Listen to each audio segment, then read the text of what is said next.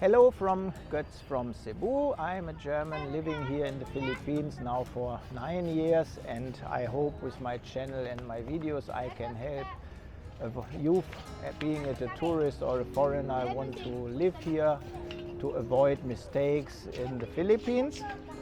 And everything I talk about in the videos are often my own observations and experiences, but they are also descriptions and experiences of other foreigners and Filipinos I met here in the past few years.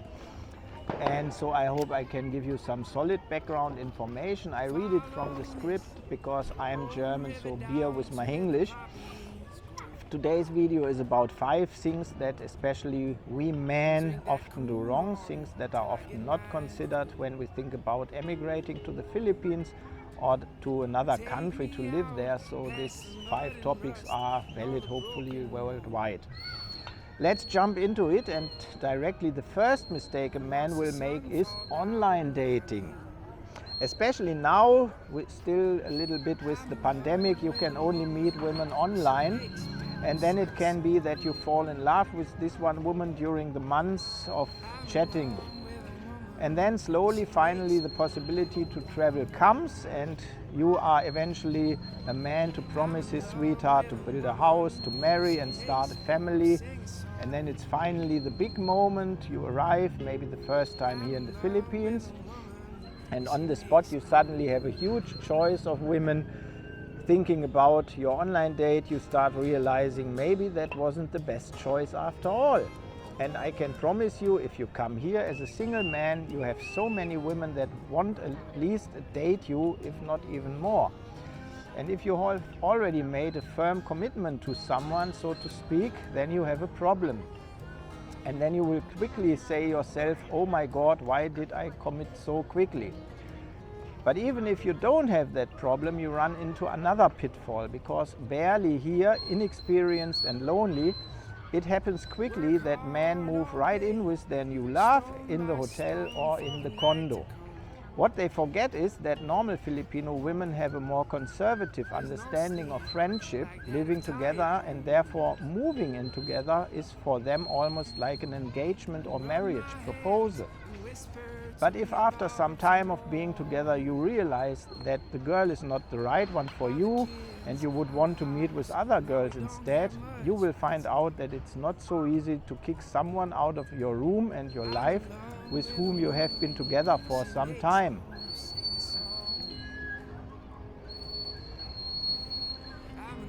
Kids, always noisy.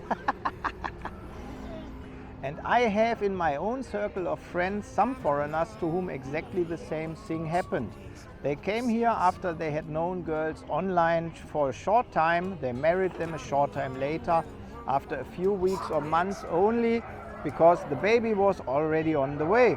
And now they realize after 1, 2, 3 years of being married that it was a very bad decision, but now they can't get out of this misery.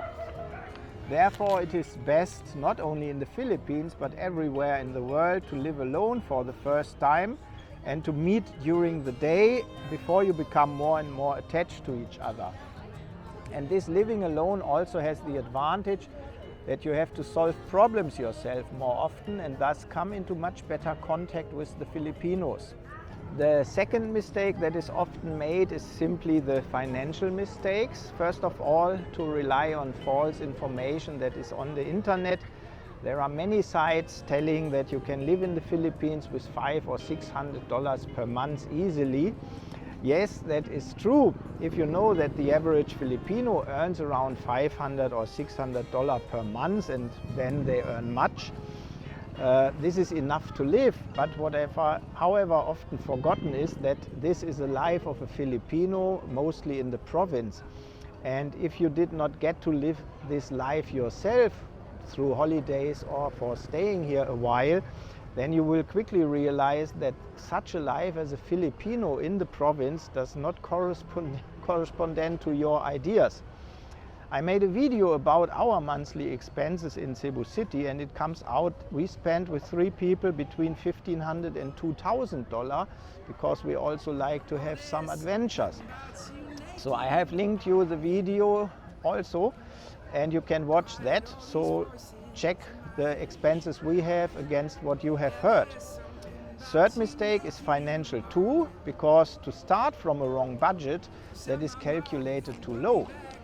You think you are financially secure, you have your maybe $1,500 or $2,000 a month and you get along well in your home country. Yes, with $1,500 you can live well here in the Philippines, even in a big city like Cebu, but I have to counter you, that's true, but only conditionally. My advice is think about what you like to do in your country besides watching TV, and yes, watching TV. I mean, you surely like to go out for a fancy meal in a restaurant from time to time. You also go to the cinemas, or are you more domestic or more adventurous? And from that depends the budget you will need here in the Philippines. Because if you want to travel, then you have to pay for the hotel. You have to pay for transportation and so on, and all this is calculated in your monthly expenses. But error in reasoning.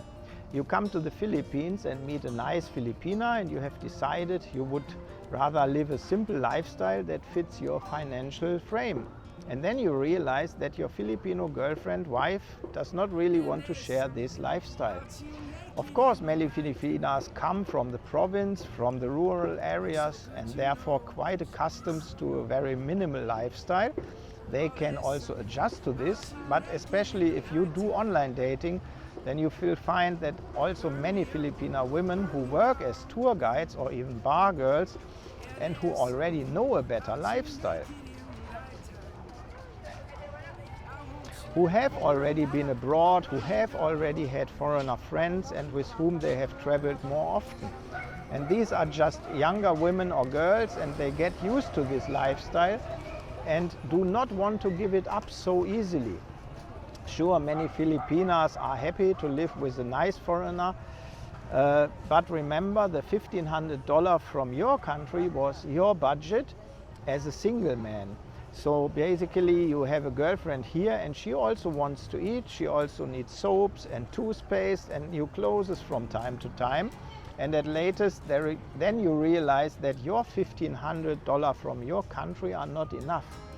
And I'm not even talking about her family and possibly children from a former relationship or from your relationship. Therefore, I can only urgently advise everyone not to simply set a budget with which he wants to live in the months, but seriously for a few months try to write down your expenses and what you have, and then record what you actually need. And then to add that you are not longer living alone in the Philippines, but have a girlfriend. And if she has no work, then you have to feed her, and if she's a single mother, also her children.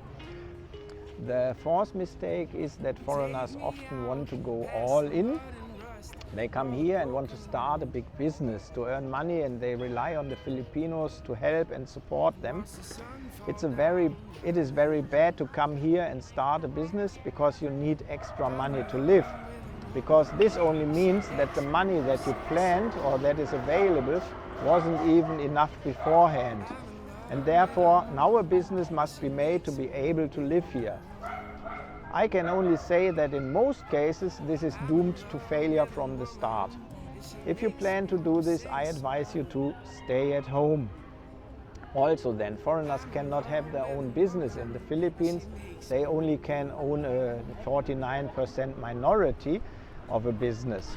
As a foreigner, you always need a Filipino partner to start a business, and many foreigners think that this partner is the wife and everything will be fine.